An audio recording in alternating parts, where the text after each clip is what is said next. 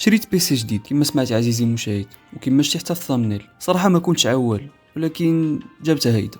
سلام، معكم ميدوا ميني ديفلوبر. كتعجبو التكنولوجي والخصوص لي بيسي سواء سوفتوير ولا هاردوير. داكشي في الدم بلا ما نقول. خليت ما عملت، حرقت لي حد الساعه جوج لي بيسي اور ليت بي اونست تحرقوا، ماشي انا اللي حرقتهم صراحه. جربت بزاف الاوبريتين سيستمز ولكن ديك الهوس ما عمرو كيسالي، بخصوص الهوس الفرق ما بين الويندوز واللينكس اللي باقي نهضروا عليه. ما علينا. وكون في الله كان عندي واحد حميشو صغيور كان كيعمل فيه كلشي. اش بي اليت بوك 840 جي 6 كان فيه اي 5 8 جينيراسيون 16256 ودوبل كارت جرافيك انتل اللي كتجي مع كاع بيسيات، واخرى اذا بقيت عاقل كان اسمها ايم دي ريدين 550 اكس فيها 2 جيجا في الفيران. مونطيت بها، لعبت بها فالو، جي تي 5، ماينكرافت. المهم ما خليت ما عملت بداك بيسي، كان صابر معايا حتى جاب الله النهار اللي غادي يتحرق فيه. كان نهار الجمعه، كنت قاري مع 8:30 وفي الصباح فحال ديما شعلته تاكدت منه، رجعت طفيته وفكيت منه سلوكه كاملين حيت كان عندي فحال ميني سيت اب مع واحد الشاشه 60 هرتز سامسونج. المهم جمعت البيسي ديالي هو الشارجور ديالو وتحركت الاوف بي بي. وصلت للقسم، فتحت البيسي، كنبرك على البوطون ديال الباور، البيسي ما كيعمل حتى حركه. بقيت كنحاول والو. مورا بواحد 2 دقائق شعلوا الليدز الكيبورد كاملين وحتى الفان ديال البيسي بدات كدور 5 ثواني وكتحبس. من بعد كل 15 ثواني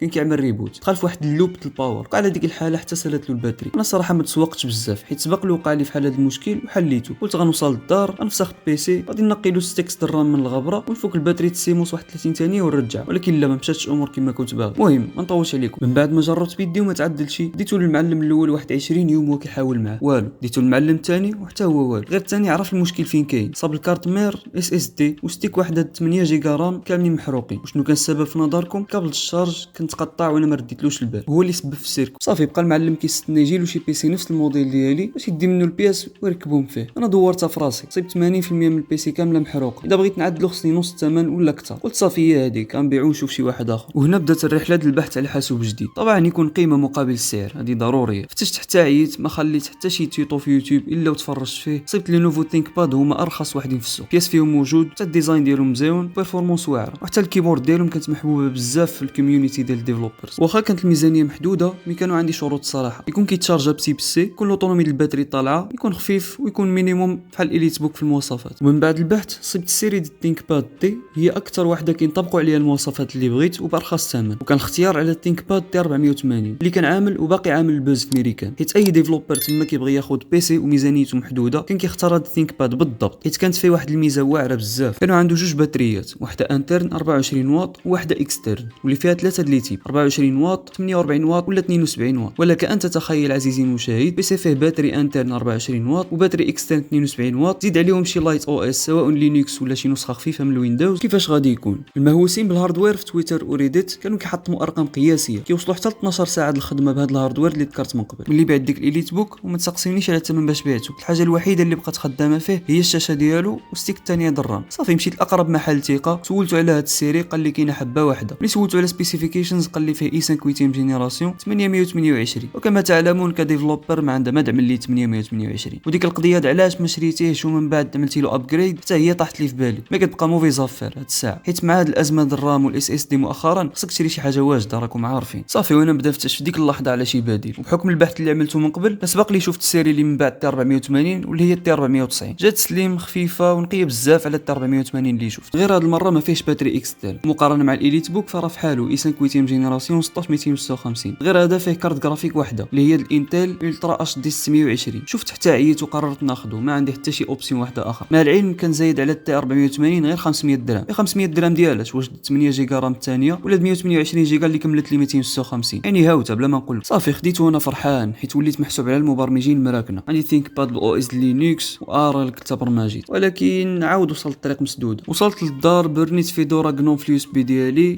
فيدورا باي ذا واي هي واحد الديسترو ولا واحد التوزيع ديال لينكس، اخترتها على اساس بزاف د العوامل. اذا بغيتو نعمل لكم فيديو على الانواع د لينكس ديستروز والفرق بيناتهم قولوها لي في التعاليق. ما علينا، بداو المشاكل كيظهروا. اول مشكل هو انني كنقرا في اوف بي بي تي. لي زيكزام براتيك يكونوا في السوفتويرز ديال الويندوز بحال مايكروسوفت اوفيس، وبالتحديد كان عندي اكزام في ام اس بروجيكت. عييت نفتش على شي طرق ملتويه باش نخدموا في لينكس والو، يا اما طرق كياكلوا الريسورسز ديال البيسي بحال فيرتوال ماشين، ولا طرق اللي صعيبه بزاف. واذا مشيتي تطفيتي البيسي ديالك وعاودتي شعلتيه ممكن يمشي لك كلشي وتضطر تعاود الميثود من الزيرو. وزيد المشكل الثاني اللي هو المونتاج. كابكات اللي كتعتبر خفيف على بيسيات اقتصاديه واللابتوبس ما كاينش في لينكس، وحتى الفيرسيون ديال البراوزر سبق لي جربتها كانت شويه محدوده وثقيله مقارنه مع الفيرسيون اللي في الديسكتوب. وحتى البدائل اللي كاينه في لينكس بحال دافينشي ريزولف كان خصها بزاف جي بي يو درايفرز باش يلاه تخدم. وبالنسبه للجيمين فقررت نوقفوا مره حتى نشري شي بي سي جيمر وصافي. المهم مالكم في الطويله كما كيقولوا الشرقيين، قررت نتحول من جحيم الوعي لنعيم الجهل. انستاليت ويندوز 11 بحكم الويندوز 10 سال الدعم ديالو، وحتى الشروط اللي حاطه مايكروسوفت كامله كانت متوفره في الثينك باد، بالاضافه لان الويندوز 11 اللي مربوط بالاكونت ديالي سبق لي اكتيفيتو وذ ريال اكتيفيشن كود، يعني مشري بالفلوس ما نحتاجش شي نكراكي. انستاليتو ومسحت منه البلوتوير كامل. باي ذا واي البلوتوير هما لي زابليكاسيون لي سيرفيس اللي كيخدموا ديما في الباك جراوند وكياكلوا من الريسورسز ديال البيسي، شي اللي كيخليه يولي ثقيل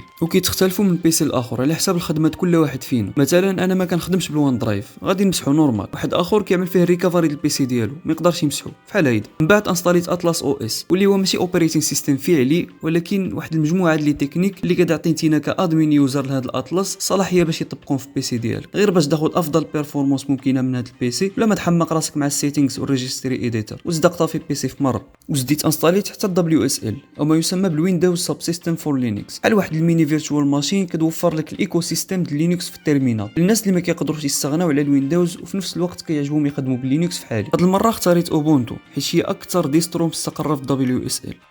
هذه بكل اختصار القصه ديالي مع بيسي جديد اللي صدق احسن بيسي خديت لحد الساعه من جميع النواحي. قلت تبارك الله. هنا كنكون وصلنا لاخر الفيديو. اذا كان عندكم شي استفسار ولا باغيين تدخلوا الكوميونيتي ديالنا نخلي لكم السيرفر ديسكورد في الديسكريبشن. كنتمنى تكون هاد ستوري تايم نالت الاعجاب ديالكم، ما تنساوش السيبور بحال ديما باش نكملوا في هذا النوع من المحتوى. كان معكم ميدبا ونتشوفوا في فيديو جديد ان شاء الله.